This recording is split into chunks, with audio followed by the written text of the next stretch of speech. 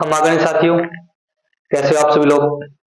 आशा करता हूँ कि सभी स्वस्थ होंगे और अपनी पढ़ाई को आप लोग शानदार प्रयास में जारी रख पा रहे होंगे। साथियों, शुरुआत करते हैं आज की क्लास में, जिसमें अपन बात करने वाले हैं अपने राजस्थान का एक बहुत ही शानदार टॉपिक है। बहुत ही अच्छा और कहानियों के माध्यम से पढ़ा जाने वाला जो टॉपिक है, मेवाड़ का इतिहास। एग्जाम की दृष्टि से देखें, सभी एग्जाम देख लो आप, राजस्थान की जितने भी एग्जाम्स है सभी में मेवाड़ का जो इतिहास है उसमें से कम एक या दो क्वेश्चन हर एग्जाम में पूछे जाते हैं। तो आप देख सकते हो कि कितना इंपॉर्टेंस है मेवाड़ का इतिहास। अपने राजस्थान में मेवाड़ के इतिहास की बात करें तो एकमात्र मेवाड़ का इतिहास ऐसा रहा है जो प्राचीन वर्षों से चला आ रहा है, जिस पर विदेशी आक्रमण भी इतने हुए हैं, इतनी वीरांगनाएं महिलाएं जो यहाँ पे जोहर करी हुई है ना। ऐसे ऐसे महान राजा हुए हैं जिन्होंने अपने मेवाड़ में अपने जो बलिदानों के प्रति उनको जाना जाता है। ठीक है, ऐसी महिलाएं हुई है जिनको राजस्थान में मेवाड़ के क्षेत्र में उनको जाना जाता है, उनको पढ़ा जाता है ना। तो आज अपन जो स्टार्ट करेंगे, जो शुरुआत करने जा रहे हैं आज की क्लास में, वो आपके सामने क्या, मेवाड़ का इतिहास। अब सबसे पहले अपनी बात आती है कि जो मेवाड़ का इतिहास है ना, अगर अपन देखें कि मेवाड़ का जो इतिहास है वो किस प्रकार से अपने सामने निकल के आता है, तो सबसे पहले मेवाड़ में अगर बात करें तो अपने सामने क्वेश्चन बनता है कि मेवाड़ क्या है कि नहीं। कि मेवाड़ का इतिहास तो अपन पढ़ने जा रहे हैं, लेकिन सबसे पहले क्वेश्चन बनता है कि मेवाड़ क्या है। आप सभी साथियों से निवेदन है, जो भी अपनी क्लास को देख रहे हैं सभी लाइक करें और कमेंट करके जरूर बताएं क्लास कैसे लगी आपको, है ना। और ध्यान से देखना, सभी दोस्तों का शेयर कर दो, ठीक है। तो सबसे पहले अपने सामने क्वेश्चन बनता है, मेवाड़ क्या है। मेवाड़ क्या है, ठीक है। आज अपन पढ़ेंगे मेवाड़ का इंट्रोडक्शन, ठीक है, मेवाड़ का सामान्य परिचय, और एक जो यहाँ पे बहुत प्रसिद्ध राजा रहे हैं, जिनका शासक, जिन्होंने मेवाड़ में मेवाड़ वंश की नींव रखी, जिसमें गोहिल वंश की नींव रखी, कौन, बप्पा रावल के बारे में, ठीक है। तो सबसे पहले अपन बात कर रहे थे मेवाड़ क्या है। तो मेवाड़ एक जगह है, मेवाड़ एक क्षेत्र है, मेवाड़ एक भूगर्भिक स्थान है, जहां पे इसको मतलब कि इसमें 4-5 जिलों के समूह को लेकर एक क्षेत्र बनाया गया, जिसका नाम क्या दिया गया, मेवाड़, ठीक है। तो इस मेवाड़ में कौन कौन से क्षेत्र शामिल हैं, कौन कौन से जिले शामिल हैं, तो वो देखना आप। तो इसमें जिलों की बात करें तो सबसे पहले तो आता है चित्तौड़गढ़ जिला, ठीक है। दूसरा आता है उदयपुर, ठीक है, कौन सा, उदयपुर हो गया। फिर आता है प्रतापगढ़, ठीक है। फिर आता है राजसमंद। फिर कौन सा आता है, भीलवाड़ा। अब ये जो 5 जिले हैं, चित्तौड़गढ़, उदयपुर, प्रतापगढ़, राजसमंद और भीलवाड़ा, तो इन पांचों जिलों के एक क्षेत्र को मिला के क्या बनाया गया है, मेवाड़, ठीक है। तो मेवाड़ के बारे में पूछे, एग्जाम में क्वेश्चन पूछा हुआ है कि मेवाड़ में सम्मिलित जिले कौन से हैं, तो चित्तौड़गढ़, उदयपुर, प्रतापगढ़, राजसमंद और भीलवाड़ा, ठीक है। यहां से आप ध्यान रखना। अगर मेवाड़ की बात करेंगे अपन, इस पूरे मेवाड़ के इतिहास में अपन जिस भी जगह की बात करेंगे वो सिर्फ कहां पे आएगी, मेवाड़ के अंदर। जैसे मैं आपको एग्जांपल बताऊं, चित्तौड़गढ़ में है, ठीक है। चित्तौड़गढ़ तो बहुत फेमस जगह है, लेकिन इसमें एक किला है, कौन सा, चौरासीगढ़। चौरासीगढ़ है ना, जो भैंसा सनातन भैंसा, शायद मतलब जो व्यापारी थे, 2 व्यापारी अपने राजस्थान में आए थे, उन्होंने ये चौरासीगढ़ जो जिला जो किला है वो बनवाया था चित्तौड़गढ़ किले में, ठीक है।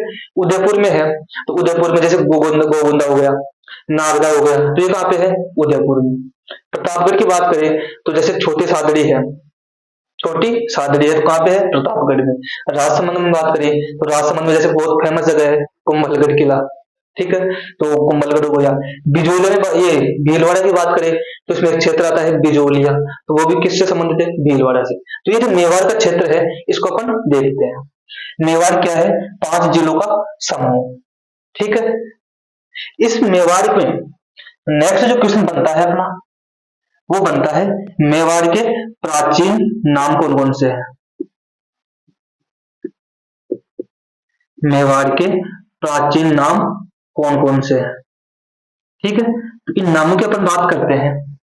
सबसे पहले तो अपने सामने एक नाम आता है, कौन सा? मेदपाट। मेदपाट, ठीक है। मेदपाट जो नाम आता है किसका नाम है? मेवाड़ का। एग्जाम में क्वेश्चन बना हुआ है क्या कि मेवाड़ का उपनाम या प्राचीन नाम क्या है? तो क्या है? मेदपाट। अब ये जो मेदपाट है, ये मेदपाट नाम क्यों पड़ा? तो ऐसा अलग अलग इतिहासकारों ने बताया है ना।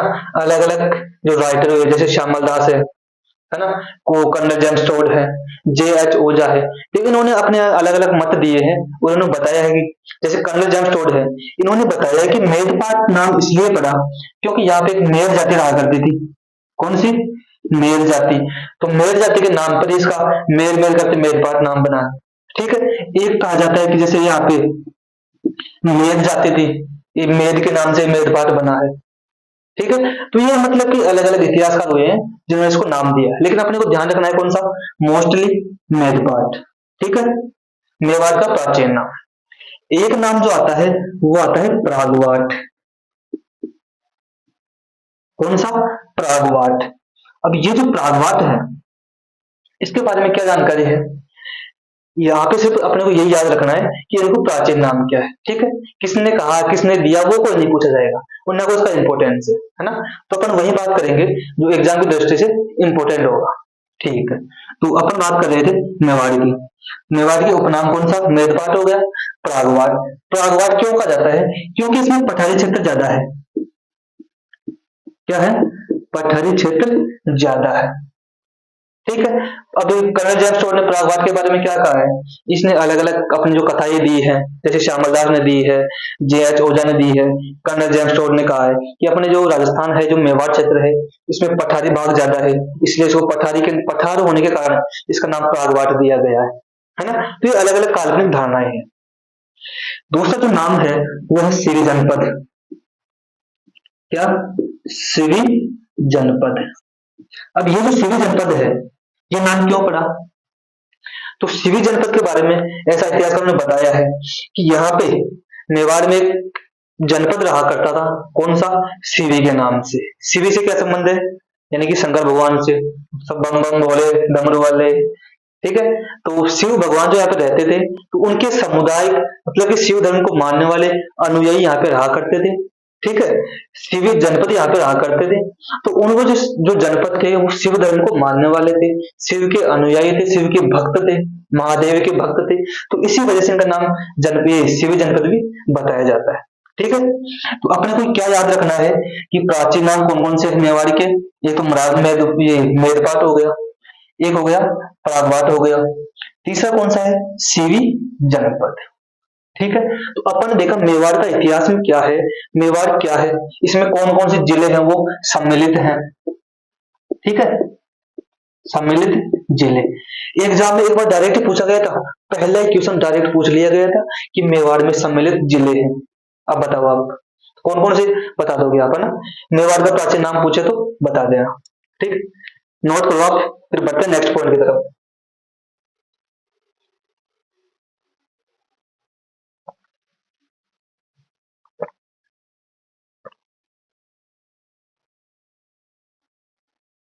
ठीक है, तो बढ़ते हैं अपन नेक्स्ट, अगला जो फैक्ट है अपना उसको लेके। ठीक है, अब बात करते हैं यहाँ पे कि मेवाड़ में सबसे पहले जो अपने मेन मुख्यतः बात करें कि कौन सी डायनेस्टी यहाँ पे आती है। कहने का मतलब डायनेस्टी, डायनेस्टी क्या होती है? डायनेस्टी अपन वंश को कहते हैं, है ना। तो यहाँ पे किस वंश ने सर्वप्रथम शासन किया था? तो मेवाड़ में सबसे पहले कौन सा शासन आया था? बताओ किस वंश ने यहाँ पे राज किया था? तो वो आया था कौन सा? गोहिल वंश।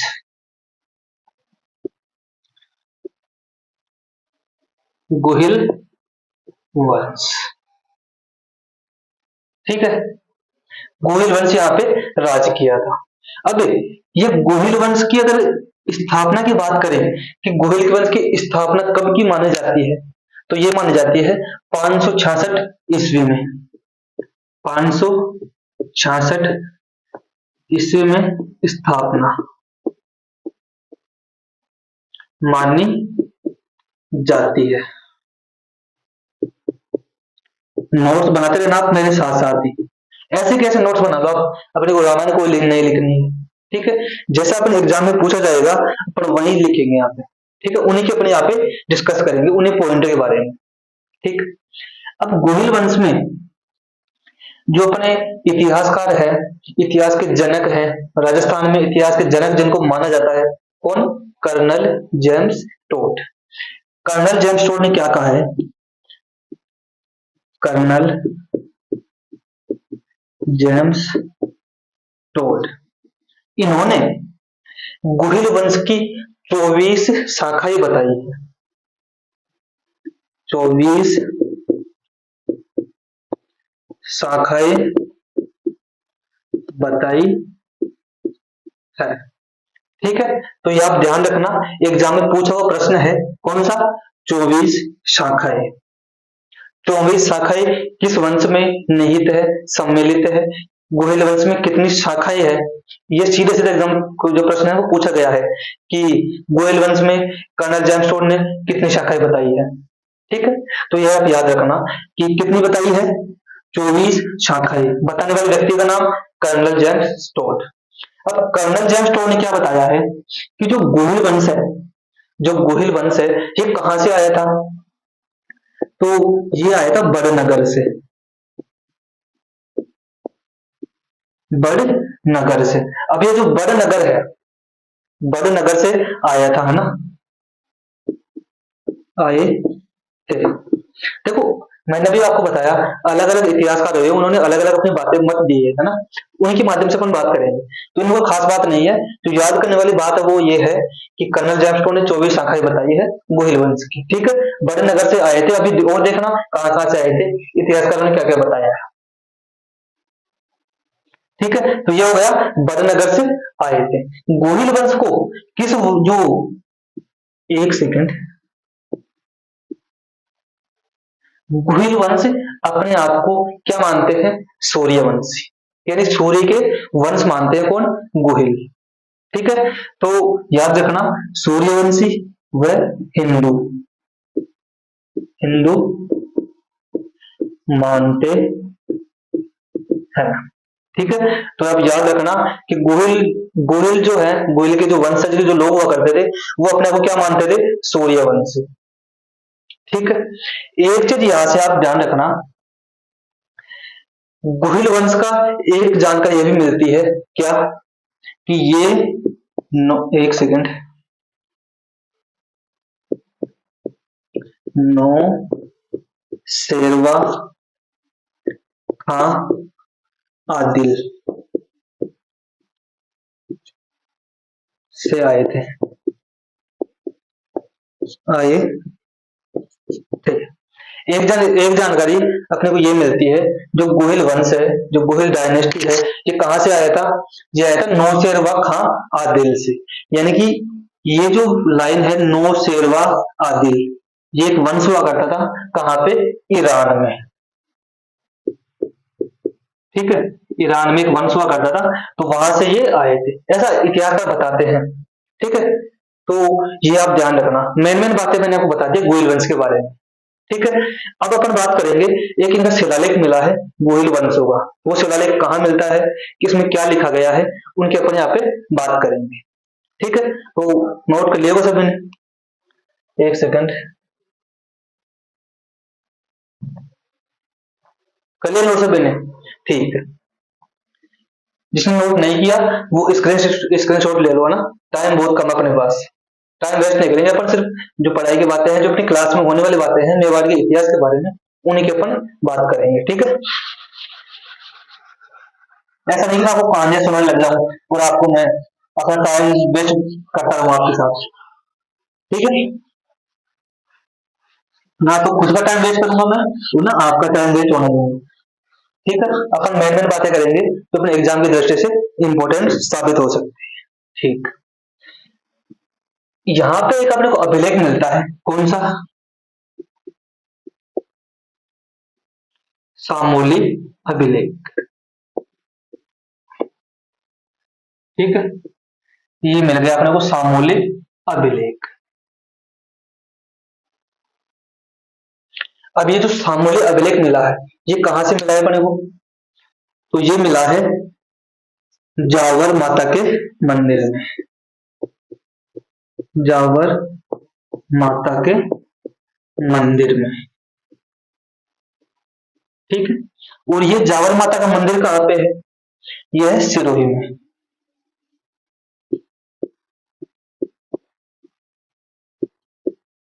सिरोही में, बसंतगढ़ में।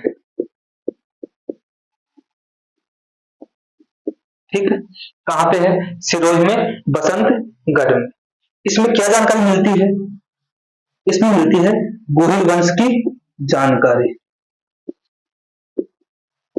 गोहिल वंश की जानकारी मिलती है। ठीक है, तो अगर आपसे पूछा जाए कि जो अपना गोहिल वंश है, इसकी जानकारी कहां से मिलती है, तो इसकी जानकारी मिलती है अपने को सामूली अभिलेख से। ठीक है, इस टाइम यहाँ के राजा कौन थे? तो वो थे शिलादित्य। कौन थे? शिलादित्य। शिलादित्य राजा थे यहाँ के, राजा थे। ठीक है, तो ये जानकारी मिलती है सामूली अभिलेख में कि जावर माता का मंदिर है कहाँ पे? सिरोही में, बसंतगढ़ में। और उसमें जो गोहिल वंश का एक अभिलेख मिला है, गोहिल वंश का एक अभिलेख मिला है, सामूली अभिलेख, जिसमें किसकी जानकारी मिलती है? गोहिल वंश की। ठीक है, और ये जो जानकारी है गोहिल वंश की सामूली अभिलेख में, ये कब मिलती है? तो ये मिलती है अपने को 646 ईस्वी में। ठीक है, कब मिलती है? 646 ईस्वी में। अब एक चीज आप यहाँ पे ध्यान रखना, 646 ईस्वी में गोहिल वंश की जानकारी मिलती है। ठीक है, यहां से 100 साल पहले भी क्या था? गोहिल वंश की जानकारी मिलती है। किस प्रकार से? आपको चीज बताऊं मैं, अपन जो पढ़ेंगे बप्पा रावल। ठीक है, क्या पढ़ेंगे अपन? बप्पा रावल। ठीक है, इनका इतिहास कब से कब तक है, बता सकता है कोई? 723 से 753 तक। ठीक, लेकिन जो अपना गोहिल वंश पढ़ा है, कौन सा? गोहिल वंश। ठीक है, गोहिल वंश की स्थापना मैंने कब बताई थी? 566 ईस्वी को। ठीक है, यहां से अपने को जानकारी क्या मिली? सामूली अभिलेख 646 ईस्वी में गोहिल वंश की जानकारी मिलती है। लेकिन इस 646 ईस्वी पहले भी यहाँ पे 5 राजा हुए हैं। कहने का मतलब यह है कि 646 ईस्वी में जो सामूली अभिलेख में गोहिल वंश की राजा जानकारी मिलती है, किस राजा की जानकारी मिलती है? शिलादित्य। ठीक है, इस शिलादित्य से पहले भी कितने राजा हुए हैं? 5।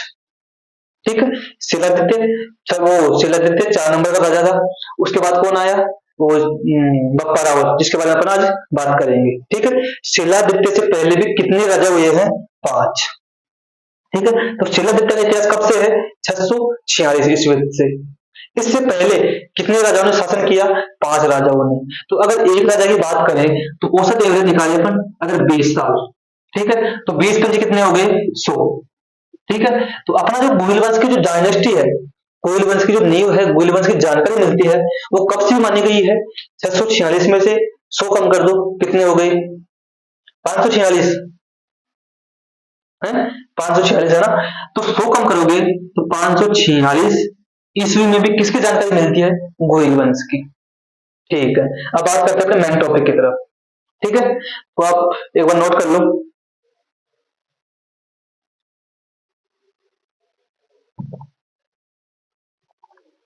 यहां से एक चीज आपको बता दूं, एक पॉइंट अपना रह गया कि सन 1859 में, कब? सन 1859 में 2000 चांदी के सिक्के मिले। चांदी के सिक्के कहां पे मिले? आगरा में। कहां पे मिले? आगरा में। सिर्फ ध्यान रखना है, ध्यान आपकी जानकारी के लिए बता रहा हूं मैं, ठीक है, एग्जाम में नहीं पूछा जाएगा, बस बता रहा हूं कि आपकी जानकारी में होना चाहिए कि अपने राजस्थान में ऐसी जगह है जो ये जो सिक्के मिले हैं, है ना। तो 1859 ईस्वी, सॉरी 1869 ईस्वी की बात करें तो इसमें 2000 चांदी के सिक्के मिले हैं। कहां पे? आगरा। आगरा कहां पे है? भारत में है ना, राजस्थान में थोड़ी है।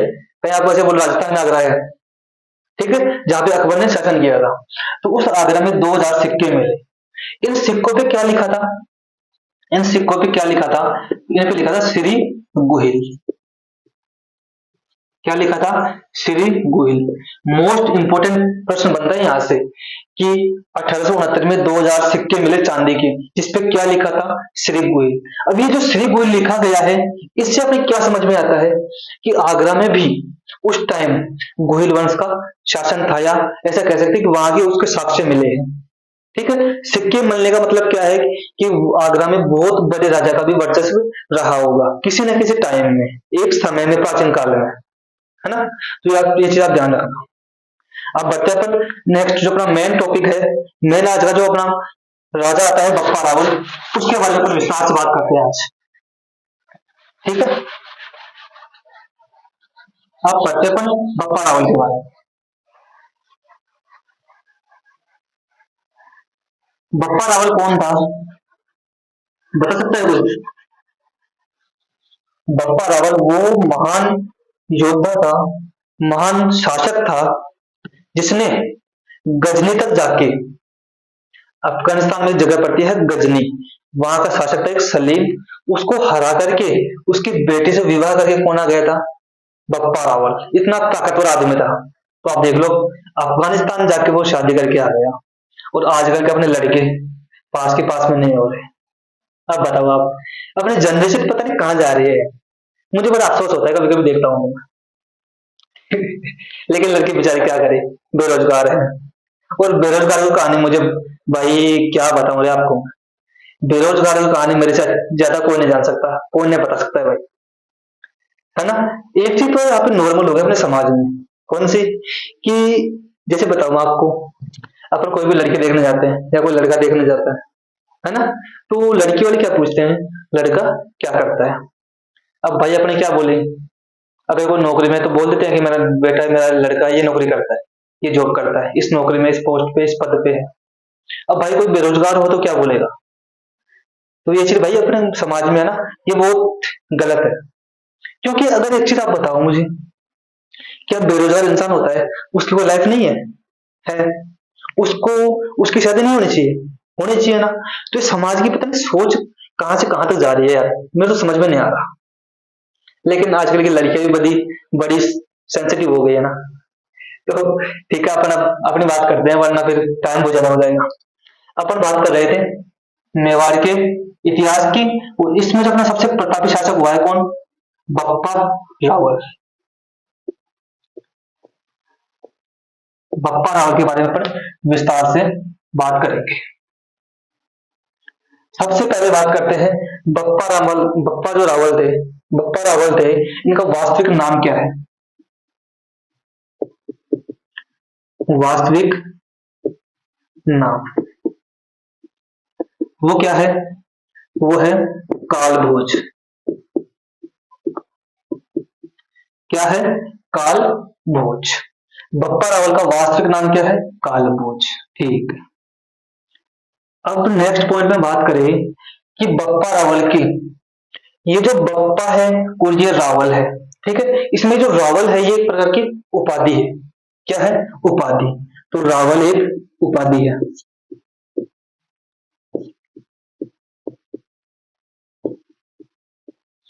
रावल एक उपाधि है, ठीक है। तो बप्पा क्या है भाई? बप्पा भी तो पूछा ना, कि रावल तो उपाधि हो गई, लेकिन बप्पा क्या है? तो बप्पा इनका प्रसिद्ध नाम था। प्रसिद्ध नाम से मतलब, जैसे अपने गांव में होता ना, कि जैसे किसी का नाम गोपाल है तो उसको बोलते हैं गोप्या, गोपा, गोपाला, गोपाल, ऐसे करते हैं। ठीक है। किसी को श्यामा श्यामा ऐसे मतलब जिनको प्रसिद्ध नाम होते हैं ना, किसी का छोटा, किसी का बुद्धिया, किसी का काला पीला धोला ना, उस वजह से इनका नाम उसी तरह, इनका क्या नाम था, बप्पा एक प्रसिद्ध नाम था।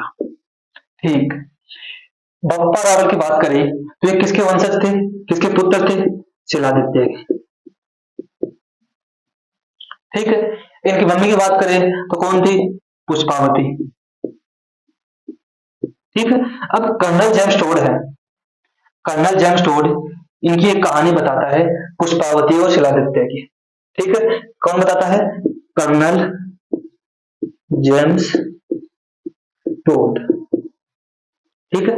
कर्नल जेम्स टोड क्या बताता है कि एक बार जो शिलादित्य थे ये युद्ध में हार गए थे, है ना, तो हारने की वजह से इनकी मृत्यु हो गई थी, युद्ध में वीर गति प्राप्त हो गए थे। तो ये जो पुष्पावती है ये वहां से उस महल को छोड़ के भाग गई थी, है ना। तो भाग गई तो वो कहाँ गई थी, वो आ गई थी बड़े नगरों के पास। तो बड़े नगरों में एक जो मतलब बड़े नगर में जो वहां के निवासी थे, है ना, ब्राह्मण परिवार थे, वहां पे इस पुष्पावती ने क्या किया, अपने 3 साल के पुत्र कौन, बप्पा रावल को, उसको ब्राह्मणों को सौंप दिया और वहां से चली गई। ठीक है। तो इसे कर्नल जैक्सफोर्ड बताता है कि कहानी के माध्यम से कि युद्ध में मारी गई थी, वो भी मारी गई, उसका पति भी मारा गया, बप्पा रावल को 3 साल की उम्र में ब्राह्मण को दे दिया गया। फिर ये क्या करता था बप्पा रावल, ये ब्राह्मण की गाय चराया करता था, किसकी, हारित ऋषि की। उसी की वजह से इसको क्या नाम, मेवाड़ का या चित्तौड़ का राज्य मिला। ठीक है। तो ये कहानी के माध्यम से कर्नल जैक्सफोर्ड बताता है। ठीक है। शुरुआत से ध्यान से सुनना। बप्पा रावल हारित ऋषि की गाय चराया करता था। ठीक है। एक दिन क्या हुआ, बप्पा रावल ने हारित ऋषि को कहा कि इतने दिन से मैं आपकी गाय चरा रहा हूँ, तो मुझे कम से कम कुछ ना कुछ गुरु वो सॉरी गुरु दक्षिणा नहीं, मुझे आपसे एक भेंट चाहिए, है ना, मुझे आपका आशीर्वाद चाहिए। तो हारित ऋषि ने कहा कि मांगो भाई, क्या मांगते हो, तुमने मेरी इतनी इतनी अच्छी सेवा की है, तुम मेरी गाय को चराते हो, तो मैं आपको बहुत कुछ, यानी कि जितना मेरे से होगा मैं आपको दे सकता हूँ। तो बप्पा राव ने कहा कि मुझे और कुछ नहीं चाहिए, मुझे सिर्फ चित्तौड़ का राज्य चाहिए, चित्तौड़ का किला चाहिए, मैं चित्तौड़ का राजा बनना चाहता हूँ। तो हारित ऋषि ने कहा कि ये कौन सी बड़ी बात है, ठीक है, तेरा काम हो जाएगा। तो हारित ऋषि क्या करता था कि वो शिव का भक्त था, शंकर भगवान का भक्त था, भोलेनाथ का भक्त था, बहुत तगड़ा वाला भक्त था। तो वो सॉरी हारित ऋषि ने क्या किया कि भोलेनाथ से प्रार्थना की, उसको खुश किया, उसको संपन्न किया, तो भोलेनाथ प्रकट हुए, ऐसा कहानी के माध्यम से बताते हैं। और भोलेनाथ ने उसको वरदान दिया कि जा तथास्तु, तुझे चित्तौड़ का राज्य मिल जाएगा। ऐसे कहानी है। ठीक है। तो अपन बात कर रहे थे बप्पा रावल के बारे में। ठीक है। तो ये हो गई बप्पा रावल के वास्तविक जो सामान्य परिचय था, वास्तविक नाम काल भोज था इनका। ठीक है। रावल इनकी उपाधि थी, बप्पा इनका प्रसिद्ध नाम था, शिलादित्य और पुष्पावती एक मतलब माता और पिता थे इन दोनों। ठीक है। कर्नल जैमशोट कहानी के माध्यम से मैंने आपको स्टोरी बताई दी है। ठीक है। अब बात करते हैं हारित ऋषि के बारे में।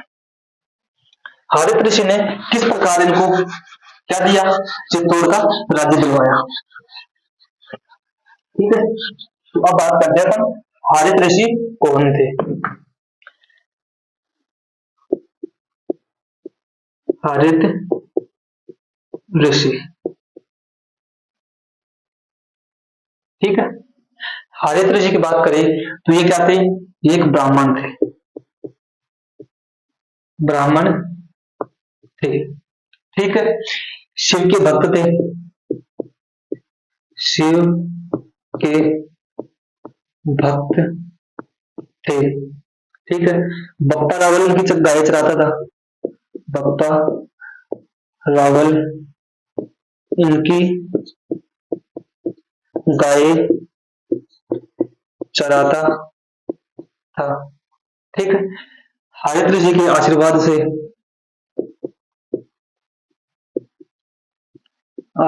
से बप्पा को क्या मिला, चित्तौड़ का राज्य। ठीक है। बप्पा रावल को चित्तौड़ का राज्य मिला, चित्तौड़ का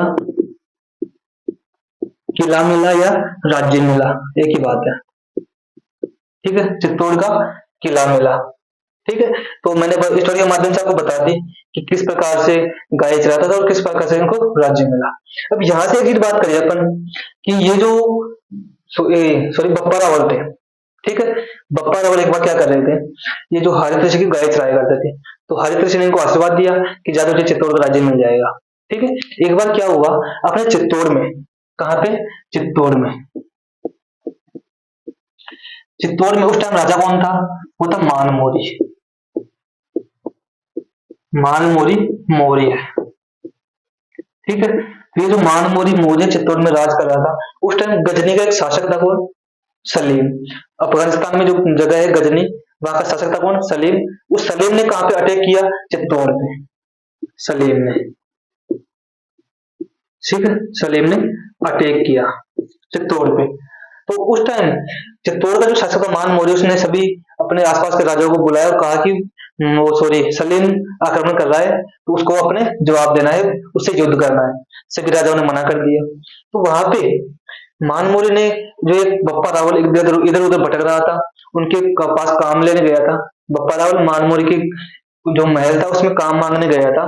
तो उस टाइम उसने देखा दृश्य कि युद्ध का समय चल रहा था, सभी राजाओं ने मना कर दिया। तो बप्पा राव ने कहा कि मानमोरी, मैं जाता हूं उनसे युद्ध करने, और मैं 100% तुझे ये जिता कर दूंगा, जो चित्तौड़ का किला था। तो उधर से सलीम आता है गजनी से, ठीक है, इधर से बप्पा रावल जाता है, दोनों के आपस में भिड़ंत होती है, युद्ध होता है, इधर से सेना आती है, इधर से सेना आती है, तलवार चलती है। ठीक है। तो उसमें क्या था, बप्पा राव ने क्या किया, सलीम को इतना बुरा भयंकर तरीके से भगा भगा के मारा था कि उसको वापस गजनी तक पहुंचा दिया था। ठीक है। गजनी में गया, गजनी में सलीम को हराया, गजनी में भी वापस हराया, चित्तौड़गढ़ में तो हरा ही दिया, वापस गजनी में भी सलीम को हराया, उसकी बेटी से विवाह किया। ठीक है। उसके बेटे से विवाह किया, और जो बप्पा रावल थे, इन्होंने अपने भांजे को वहां पे राजा बनाया, कहाँ पे, गजनी में। तो आप देख लो कितने मान सम्राट हुए थे।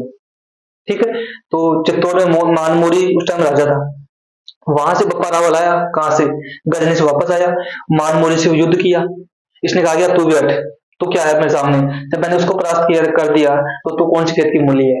तो जो बप्पा रावल थे, इन्होंने क्या किया, मानमोरी को भी कि चल तू साइड में चलता बन, उससे युद्ध किया, मानमोरी को भी इसमें पराजित कर दिया।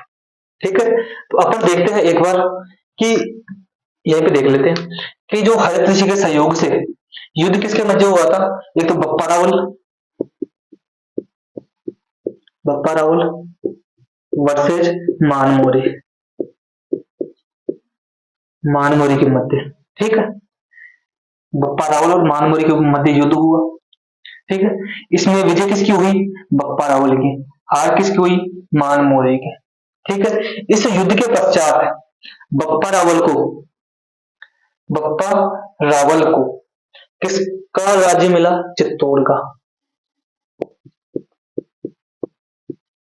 चित्तौड़ का किला या राज्य मिला। और इसी चित्तौड़ विजय के बाद इसने क्या करवाया, नागदा में, कहां पे, नागदा में एक लिंग जी का मंदिर बनवाया, एक लिंग जी का मंदिर मंदिर बनवाया। ठीक है। किसका मंदिर बनवाया, एक लिंग जी का मंदिर बनवाया। कहां पे बनवाया, नागदा में, एक लिंग जी का मंदिर। ठीक है। अगर एक लिंग जी का मंदिर पूछे तो नागदा में, और प्रॉपर जगह पूछे तो इस नागदा में एक जगह पड़ती है, कौन सी, कैलाशपुरी, कैलाशपुरी। क्योंकि आप सभी को पता है शंकर भगवान कहाँ रहते हैं, शिव जी कहाँ रहते हैं, कैलाशपुरी में। ठीक है। तो ये जो नागदा है, वहां पे एक लिंग जी का मंदिर बना दिया। तो उस मंदिर में कैलाश, जो कैलाशपुरी में शंकर भगवान रहते थे, उसी के कारण इसका नाम क्या पड़ गया, कैलाशपुरी। ठीक है। तो ये ये कहानी के माध्यम से मैंने आपको बता दिया है। एक चीज यहाँ से आप नोट करना कि बप्पा रावल ने चित्तौड़ किला जीत लिया। ठीक है। चित्तौड़ का राज्य मिल गया, नागदा में एक लिंग जी का मंदिर बनवा दिया। इस एक लिंग जी को इस एक लिंग जी को मेवाड़ के सभी राजा क्या मानते थे, क्या मानते थे, मेवाड़ का वास्तविक राजा किसे मानते थे, एकलिंग जी को। ठीक है। और खुद क्या रहते थे, एकलिंग जी के दीवान। ठीक है। ये ध्यान रखना, बहुत अच्छी बात है, बहुत अच्छी लाइन है ये, कि एकलिंग जी को क्या मानते थे, वास्तविक राजा, और खुद क्या थे, दीवान। ठीक है। तो एकलिंग जी वास्तविक राजा थे, एक लिंग जी को वास्तविक राजा, ठीक है। और स्वयं क्या थे? दीवान। स्वयं, स्वयं क्या थे? दीवान, ठीक है। स्वयं दीवान थे, ठीक है। तो ये कहानी मैंने आपको बता दी किस प्रकार से मेवाड़ का इतिहास है जो अपने को पढ़ने को मिलता है, ठीक है। यहां से आपको एक चीज ध्यान रखनी है कि जो बप्पा रावल और महामणि के बीच में युद्ध हुआ, अगर इसकी आपको डेट पूछे, है ना, तो आप क्या बताओगे? 734 ईस्वी में। डेट नहीं मिलती, सन मिलती है, ईस्वी मिलती है, किस सन में यहाँ पे युद्ध हुआ था इन दोनों के मध्य। और 734 ईस्वी के बाद बप्पा रावल ने कहां पे राज किया था? चित्तौड़ में, ठीक है। चित्तौड़ में गोहिल वंश की नींव डाली थी इसने, किसने? बप्पा रावल ने। गोहिल वंश की नींव तो पहले से डल गई थी, गोहिल वंश की नींव तो पहले से डल गई थी, लेकिन गोहिल वंश की चित्तौड़ इसमें मेवाड़ में स्थापना किसने की? बप्पा रावल ने। तो गोहिल वंश का वास्तविक संस्थापक किसको माना जाता है? बप्पा रावल को, ठीक है। तो ये देख लो आप, हर कृषि की गाय चराया करता था, वो गाय चराते चराते देख लो कहां से कहां पहुंच गया। एक गाय चराने वाले से कहां पहुंच गया? कहां पहुंच गया भाई? गाय चरा रहा है, तो गाय चराते चराते एक राज्य का, एक बहुत बड़ी भूभाग का राजा बन गया है, बना के नहीं, ठीक है। तो यहां से आपको एक चीज ध्यान रखना कि ये जो चित्तौड़गढ़ किला जो इसने जीत लिया, बप्पा रावल और मानमोरी के मध्य जब युद्ध हुआ, तो चित्तौड़ का किला जब जीता इसने, तो इसने क्या किया, कहां पे बताऊं आपको, एक सेकंड में थोड़ा सा साफ कर देता हूं। तो यहां से आप देखना एक बार,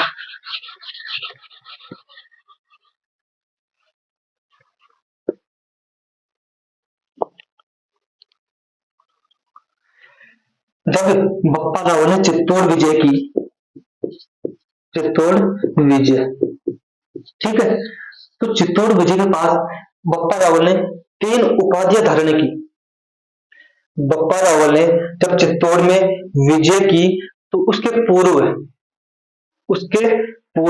यानी पूर्व ने पश्चात, यानी कि चित्तौड़ की विजय के बाद में इन्होंने 3 उपाधियां धारण की। कौन कौन सी?